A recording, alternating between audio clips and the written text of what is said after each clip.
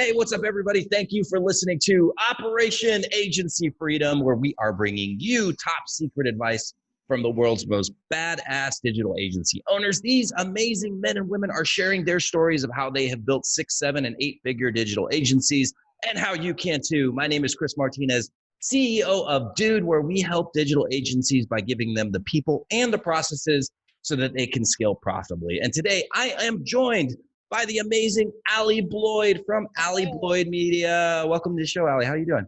I am doing great. Thanks so much for having me. Awesome. Where are you located at? I'm in Louisville, Kentucky. Louisville, Kentucky. Awesome. Yep. I've never been there before. Never been to Kentucky. Known for the Derby, horses, basketball, and bourbon, basically. Of those three, which is your favorite? Bourbon. Awesome. Absolutely. All right. So as we start off every show, we do kind of like a little roundtable discussion. And one of the things that I think is, or that I feel like is pretty unique about you is your amazing tattoo, the sleeve that you have on your arm. And I personally don't have any tattoos. I think tattoos are really cool, but there it is right there. So why don't we start off talking about tattoos? Like, have you always been a fan of tattoos?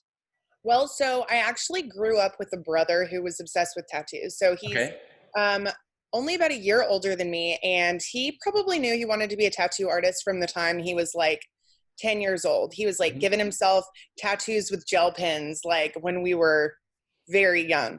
So anyway, he ended up getting a tattoo gun from our parents for Christmas when he was about 16, so he could actually start practicing. And he ended up giving me my first tattoo just like that night. And it was just fun. And I've always been really creative and I love art. And I think just growing up with a brother who was so into it definitely normalized it a lot for me. So I never really thought twice about getting a tattoo. And then finally, I had always wanted to get a tattoo of Rainbow Bright. So probably not everyone will know who that is, but it was— I know who it is. Good. It was a cartoon started back in the 80s. And honestly, I was obsessed with this show when I was little. Well, my dad was really conservative and he always tried to tell me like not to watch it, that it was evil and all this stuff. But I was like, it's freaking awesome. Like, he was just all weird about like anything with magic in it. So anyway, maybe I was a little rebellious and was like, I'm getting it anyway. So I started off with just the tattoo of Rainbow Bright, which he's right there. And then it became just an entire Rainbow Bright sleeve. So it's all the different characters that I love from the show, rainbows and trails and unicorns and magic mountains. So it's pretty cool. It makes me, it's just happy. It's one of those things that reminds you to like stay a child at heart, I guess. So yeah, I love looking at it every day. That's awesome. So I have to ask you, what was that first tattoo that your brother gave you? It was on my ankle and it just said brother and sister. So, oh, that's sweet. Yeah, he gave himself the same one. So it kind of looks like crap, I'm not going to lie, but I'm like, I can't cover this up. It has so much meaning. Yeah, exactly. So let me ask you a question. Like in the business setting, have the tattoos ever had a negative effect? Because, some people say that, like, who's going to respect you or who's going to like take you seriously if you have those crazy tattoos? And it's not like it's on your neck or your face, but it's a big sleeve. It's noticeable. It is. Well, I always wondered if it would, and I always assumed it wouldn't. So I actually, my degree's in graphic design. So again, I was like always more into the creative space. And I always felt like if somebody wouldn't give me a job or hire me because of my tattoos, then they weren't a good fit for me anyway. Yeah. So it was kind of like a repellent almost, they say to like repel your non-ideal customer. I'm actually the president of my B&I group. And I have been for like the last 2 years. And I think when I initially joined there, there's some older people in the group, some more like old school people. I think it was maybe a little like eyebrow raising for a few of them. Obviously they got to know me and it's not a thing, and I'm very open about it. Like, however, with a certain crowd, I will wear long sleeves, like my first meeting or two with someone just to kind of like feel the situation out. It's never something I'm like trying to hide, but I don't want someone to be focused on that and not focused on me and my work and what I can do for them. So as of late, it has not affected me, being hired by anyone or getting any type of job in my life. Not to say that wouldn't happen, but I feel like the world as a whole is like becoming more accepting of it. A few years ago, it was a much bigger deal, but I think that social media also has just showcased a lot of things that were maybe a little more taboo potentially in the business world. And I think people are just like loosening the top button a little bit. So no, not yet. It has not affected me. Nice. So like when you, I think you spoke at TNC this past year. No, I spoke at Digital Marketer, and then Digital I was Mark. on, the Perpetual Traffic podcast as well. So Okay, nice. And so when you spoke at Digital Marketer, did you showcase the tattoo or did you I cover it? did. Yes, I wore a short sleeve dress. I figured my Digital Marketer fam would be very accepting of the sleeve. Yeah, absolutely. Digital marketers, we're cool people. Like, do whatever you True. want. No, definitely. I feel like more than most, actually. Awesome. Well, let's get into your agency. So tell me about like your story and how you got started with Allie Bloyd Media. So, as I mentioned, my degree's in graphic design. I always actually knew I wanted to go into marketing, Mm-hmm. probably from the time I was about 19. Mm-hmm. Originally, I was a nursing major, thought I was going to be like a nurse practitioner or a doctor. Where did that, let me stop here. Where did that idea come from? Well, my mom was in nursing school when I was young, and I actually really I'm one of those weird people who has a very like scientific analytical brain, but also like a really strong creative side. Uh-huh. I always loved anatomy and physiology and just learning how the body works and all of those different things. And I thought that it would be a great career. Oh, everyone says, oh, it's a stable career. There's job security. You'll make good money. So, as a child, I think you just kind of pick up on those things. And that was my plan. I always got really good grades. So it was just kind of a natural fit. And then when I was 19, my best friend, her mom got breast cancer, and I visited her in the hospital several times. And I realized I can't do this. Like, I can't be in this place every day. I can't, like, it would affect me on a deep emotional level to, like, be around a lot of people who were suffering and struggling. And as much as I would want to help them, I just knew that it was not a good fit for me. Yeah. After that, I really just kind of like dug deep and tried to figure out, like, what do you want to do with your life? I actually had an idea for a dog clothing company. Okay. I wanted to start a business. Like, I always had been entrepreneurial, but I'd never really like branched out. But I wanted to start this business. The whole thing, like, I needed the designs for the dog clothes, and I needed the website and the logo and the branding. So that was honestly kind of what sparked everything. I started I got Corel Draw. That was my first graphic design tool. And I just started learning all of those things. So I ended up deciding to finish my degree in graphic design. I took a lot of marketing classes. And before I graduated, I did an internship with a publication company. They did trade magazines for different industries. Print. So, yes. Okay. So I was doing their graphic design. I was doing their writing. I actually ended up helping to launch a brand new magazine for them. So I was doing ad sales, design, writing, like content procurement, like basically everything. Yeah, I was gonna say, is there anything that you weren't doing? It wasn't really, I'll be honest. It was basically like I single-handedly was launching this magazine, which was a lot of pressure, but it also taught me a lot. First of all, like, I got really good at cold calling. I got good at sales. I had never thought I wanted to do anything like that in my life. But also, like, being the person who basically did this magazine showed me what it truly felt like to be an entrepreneur, like starting something from nothing and feeling so personally responsible for how it turns out. And so it was an awesome experience. At the end of the day, the owner became a little sketchy. I ended up, not being paid for a lot of commissions and things like that. So I ended up leaving. Mm-hmm. And it was kind of depressing. I'll be honest. I'd worked so hard for this magazine, but I knew I had to just like walk away because it was the right thing to do. How long did you work for the magazine for? For 2.5 years. Oh wow! So it wasn't a short stint. Yeah, it was quite a bit of time. I mean, it was like through my last year of college, and then I guess a year and a half after I graduated. Mm-hmm. So I was pretty connected to it, but I knew it wasn't the right place for me anymore. Mm-hmm. So after that, I ended up getting a job as a marketing director for a roofing and restoration company, basically helping to develop their new website, do all their social media marketing, help with their offline marketing as well. I'd gotten a ton of new skills outside of, design and everything, just working at the publication. So that was fun, lasted for a little bit. That owner was also pretty sketchy, coincidentally. So I had a couple of bad experiences early on. But I ended up leaving that company, and I got another job as a marketing director for another large home improvement retailer and remodeling company. Okay. So I was there for 4 years. I was able to do a lot for them. I mean, I pretty much ran everything in regards to marketing, their TV advertising, all their digital, their website, social, email marketing, in-store signage, whatever it was, I did it. I had a couple of assistants, but we handled a lot for this company. And then I just, the feeling that I was not fulfilling like my ultimate dream of owning my own business just started to be a lot stronger. I knew I had the skills to do what I was doing. I'd been doing it for many years at that point. And I just wanted to have something for myself. That location was like a 45-minute drive from my house. I had just had a baby, I guess I had been there for about a little over, well, almost 2 years, I guess. Close to 2 years, like when I ended up leaving. But, I had a kid and I was just away from her all the time. Like the commute, took a lot of hours out of my day. And ultimately I was sitting in my office and I had very little contact with other people. So I was like, why am I here? Like I talked to my assistants, but there really was no reason for me to not be a remote employee. And I knew that, so many marketing positions today are remote. And luckily I still work with that company. So I still handle all their marketing and I still go in once a week and check on everything. And they're definitely my favorite client. We manage everything for them. But I just knew it was time to go out on my own or I wasn't going to do it. So I just had a conversation with the owner. I had never hid the fact that I wanted to run my own business. So it's not anything that came as a shock to him.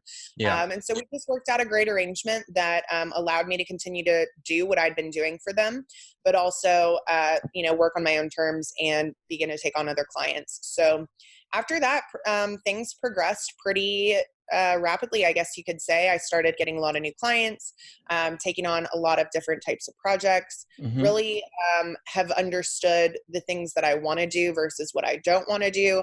And I think most importantly, the clients I want to work with versus the clients I simply do not want to work with. And it's been a great experience so far. But yeah, I guess that's kind of the last 8 years condensed into a short version. But Awesome. that is my story. So what is it that you guys are specializing in right now? What would you say is like your secret? I would say mainly about 85 to 90% of my clients are in the home improvement field. So kitchen and bath remodelers and retailers. And we're handling their social media, like actually posting on the platforms for them, their blogging, but the core of it is Facebook and Instagram lead generation. So trying to bring them new potential clients for their remodel jobs. We're also doing email marketing as well as a few other things for them. And then I do have clients that are outside of that industry. I do a lot of copywriting projects actually, which is one of my favorite things to do, to be honest, but it's, it's less of a monthly recurring revenue. So it's not something I pursue as much, but just doing copywriting and helping people with their strategy, things like that. But I'd say the core is definitely Facebook and Instagram ads. Awesome. And so, as an agency owner now, do you kind of have an appreciation for some of those earlier jobs now that you see how difficult it actually is to run an agency? Or what are some of the big lessons that you've learned or things that have made things that have become more clear as an agency owner that you didn't realize back in the day when you were starting? Well, number one, running a business is hard. Yeah. It's not as easy as some people would lead you to believe with their Lambo photos and their beach pics. It's not a walk in the park every day. And to be perfectly honest, I just from having done sales and everything early on, I already got a feel for, and honestly, I was a server and bartender like all through college. So I had a lot of experience with customer service and dealing with things like that. It's much different when you're working with people more closely on an ongoing basis. Yeah. So you definitely have to really think long-term about everything. You have to not let problems really eat away at you or become too attached to them. And I mean, the owner at the last job that I was in, we were pretty close. We had a good relationship and he did a lot. He was running an 8-figure business. He is a real estate developer and investor and had a lot going on. And you just see that no matter what you do, you can't make everyone happy. You get a bad review and you want to think, oh, well, what could we have done better? And yes, of course, there's always things you could do better, but there are simply times when people have expectations that are completely out of whack. And so no matter what you did, you couldn't have always made them happy. And so, and he always told me you have to let things go. You have to do everything that you can do. But at the end of the day, you can't feel like you failed because sometimes you didn't fail. They just wanted something that you couldn't give them potentially. Right. But yeah, just, and also, I mean, pay your employees what they're owed. That was a big one. Make sure your team knows that they're appreciated and never make them wait for their payment. Right. Everybody's got bills. Everybody's got things going on. And if people are depending on you for their financial livelihood, like not paying someone something is a really, really big deal. So I just always try and make sure that my team gets exactly what they've earned every single time on the day that it's due. And I don't want anyone to have to ask me for that, because I know how that feels, and it would be a terrible feeling. Yeah, that in and of itself is a huge lesson. And, myself, I'm kind of ashamed to say this in public sometimes. I used to look at staff as like a necessary evil. Yeah. And now, we have over 30 people. And so now I'm like, oh my God, like part of my job is to empower these people to do their amazing stuff that we hired them to do. And I have to make sure that they're happy. And I love that now, but a lot of the times when you're starting out, it's like, you kind of have the solopreneur mindset and you're like, oh man, I got to pay these people. But you hit the nail right on the head. It's like, these people are essentially the lifeblood of your agency, and you have to take care of them. I sure as heck would not be able to function if I had to do everything I do plus what my team does. Like, there is just not enough hours in the day. So if I want to keep running things the way I'm running them, I definitely need those people to support me. Absolutely. So, the entrepreneurial journey, like you mentioned, is super, super difficult. And there's some things in the media. Actually, I did an interview with another gentleman yesterday, and he was saying, or maybe it was the day before, how people are, people who get into entrepreneurship thinking that it's going to be easy, and then they realize how hard it is, and they experience depression, and, worst case scenario, there's suicide and stuff, it's really hard. So what are some of the things that you do to keep your head above water when it gets really difficult? Well, I'll be honest, I have great days and I have bad days just like everyone else. Mm-hmm. I think it is shocking to see how many struggles you can encounter. I guess for me, I'd always been in marketing, so I knew my stuff. I knew I could do what I needed to do, but you just don't account for all of the other aspects that you become responsible for. Mm-hmm. So I, for a long time, had always been an early riser, and I did kind of like the miracle morning routine. Like, I always exercised in the morning. I read a lot in the morning, and really tried to make those things just a constant for me. Mm-hmm. And for a while, I got so busy that I let some of those things slip. I was staying up later at night to try and get things done. So I would still get up pretty early, but not as early as I preferred. How early are we talking about? Like, what's your ideal? Usually, I like getting up at 6. So I'd end up getting up at about 7, which that 6 to 7 hour was really when I like to get in like a 30-minute cardio, do a little bit of writing, do a little bit of reading potentially. So I would end up skipping that, thinking that, okay, I have to get started at 8. Like, if I don't get started at 8, the world's going to crash. But ultimately, that's not true. I, for a long time, didn't honestly take advantage of some of the freedom that I had to do things when I wanted to do things, instead of when the 9-to-5 world tells you need to do things. But when I started letting those things take a back seat, I really noticed personally that I was not at my best. And so making sure that I get up when I need to get up, that I read. Definitely reading is a big thing for me. Like, not just, most of the books I read, I'll be honest, they're like business books, which is great. That it inspires me, and I always get new ideas and everything. But even just reading something fiction, or, I'll read the Bible or something just to feed my soul or my mind or my spirit in some way. And exercising is a big thing for me. So especially yoga. Like, I do a lot of different types of exercise. For a while, I was just doing weights a lot and doing cardio, but I noticed for me personally, like, my mental state needs yoga, not just my physical. All those benefits are there for sure. But in order to be like more relaxed and have my mind at ease, that yoga time is like the only time I actually feel like I can get some peace and quiet. Meditating is very difficult for me. It's really tough. So that's kind of like my substitute. I'm actually able to, take a second to let my mind clear when I do that. And then writing as well. So I've always been a writer. Like I read a lot of poetry and short stories and things like that. And that was, always my biggest passion. And I kind of let some of those things take a back seat as well, always doing like copywriting stuff instead of the writing that kind of fuels my creativity. So getting back to doing those things, I think, finding what that passion is that like ignites life into you, making sure you're taking time to do that. And also setting a routine that helps your day start out right. And part of it is like, people want to say it all the time, like, but gratitude, like really being thankful for what you have while you have it. Mm-hmm. And it can be so hard as an entrepreneur because I think all of us are so growth focused. Like, how can I get to the next level? How can I grow more? How can I get more clients? How can I do better? But, if you'd asked me when I started my agency, how I would feel if I was at the point I was at today, I would have been like, there would be no better feeling. Like it would be everything I ever need in life. But then you get there and you're just, you're like, I think a lot of us, we take advantage of where we are or, take for granted where we are. And we just only are thinking about that next level. But, taking a minute to say, I have my health, I have my home, I have my family, I have my friends, I have my business, whatever you have.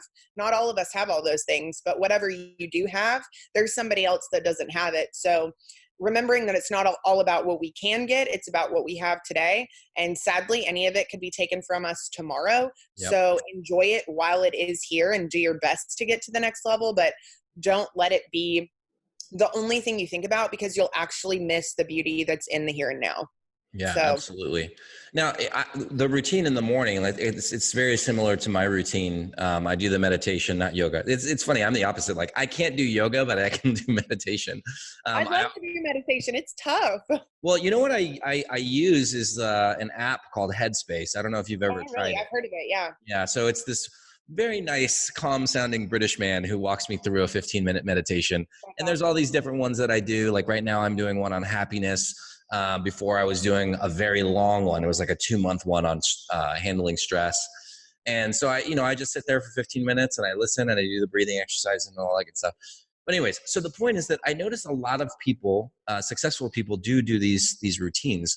Do you like put this stuff on your calendar and actually schedule like 30 minutes for yoga and, 30 minutes for your workout or whatever, do you have it that concrete on your calendar or do you just kind of do it as you feel? It's there. I wouldn't say I follow it to a T. Like, I think having it on the calendar is more of a reminder than anything. Yeah. Like, hey, you actually do have this time set aside. There aren't really many excuses to not do it. And I've even started like, in the past, like I said, if I would wake up an hour late, those would be the things that I would skip. Mm-hmm. But instead saying, okay, the rest of your work can wait. If I start my work day an hour later, it's not going to matter. You're actually going to be more productive and be in a better place than if you were to skip those things. Yeah. So like the world is not waiting on this one thing. If there is anything that is past due, whatever, go ahead and get it done. But an hour's not going to make a difference to anyone at the end of the day. So just making it a priority. And yeah, I don't do it every day.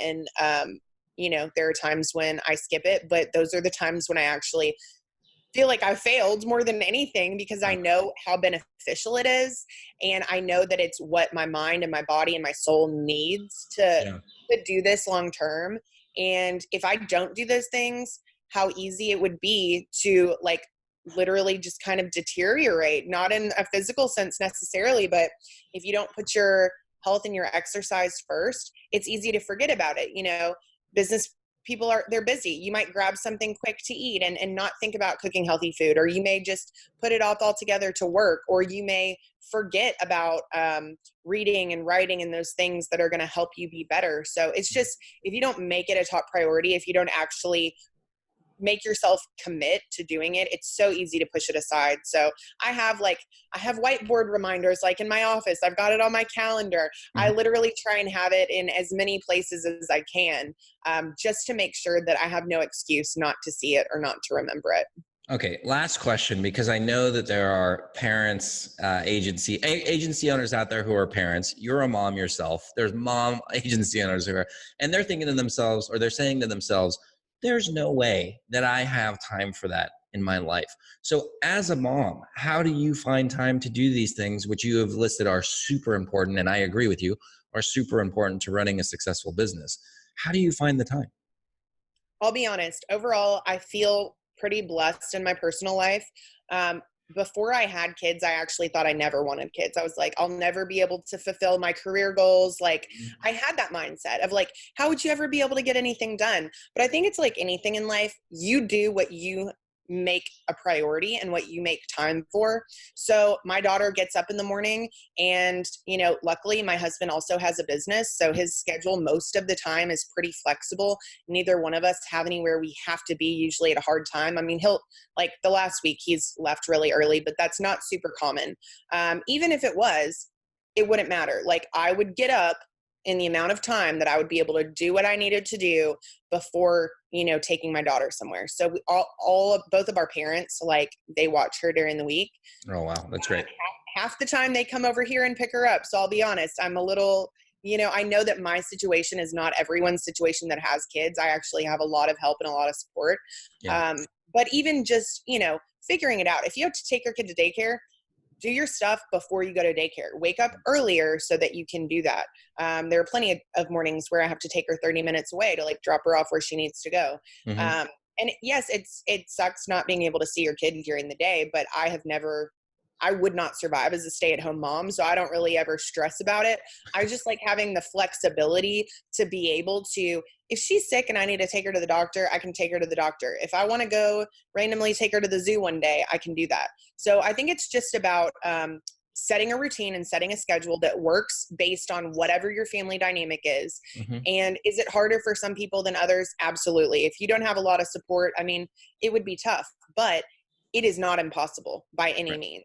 It's more about quality time than quantity of time, to be honest. Mm-hmm. Get your work done and make sure that you're fully present when you're with your child. Like mentally, don't be on your phone. Don't be answering emails. Like put your phone away, put your computer away and just be there. And even if you have to, I mean, for the last year almost, I'd probably say like 70% of the last year, I've put my daughter to bed at night and I have to start working again on one thing or another. Not every night, but I did a course last year and I literally for 3 months straight put her to bed, did my course videos, did my coursework, like to get it done. Because otherwise I wouldn't be able to do everything I needed to do. Yeah. You just have to decide what's important and what's a priority, make those things your priority. And then, block out time for your family. I also have family time blocked out on my calendar, mm-hmm. not because I wouldn't do it if I didn't have it there, but it's a mental reminder when that goes off every day. Hey, 30 minutes till family time. Okay, I need to wrap this up. My family is important to me. I need to make sure that I'm there for them.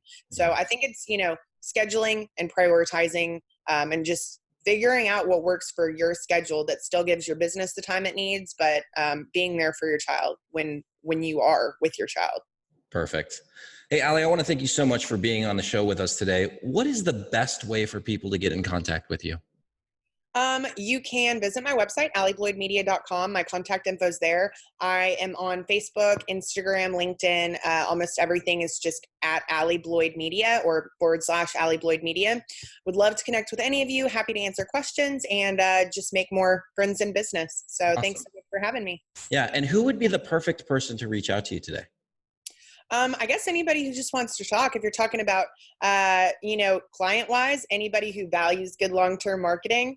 But really, at this point, I would just love to connect with more people in this industry that you can talk to. Honestly, I've got a lot of great friends, but none of them are entrepreneurs. And so just having somebody that you can bounce ideas off of or really try and put yourself in their shoes and give them advice, I think it's a great thing. And just having a community is very important. Oh yeah, absolutely. And like we were saying earlier, the digital marketing community, we're some of the coolest people on the planet. All of us cool agency owners. So very supportive, of each other, I feel like.